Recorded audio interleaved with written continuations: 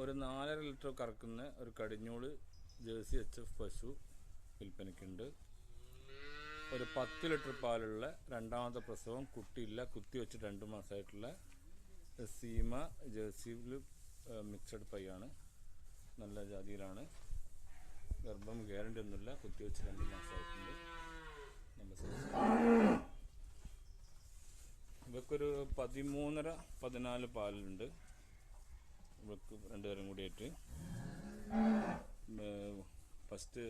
പ്രസവത്തിൽ first 20 litre മേലെ കുത്തി വെച്ചിട്ട് 1 മാസം ആവുന്നേ ഉള്ളൂ.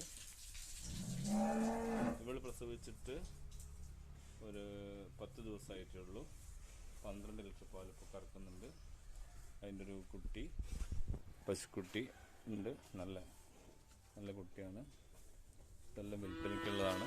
ആവശ്യക്കാരുണ്ടെങ്കിൽ ബന്ധപ്പെട്ടോളൂ.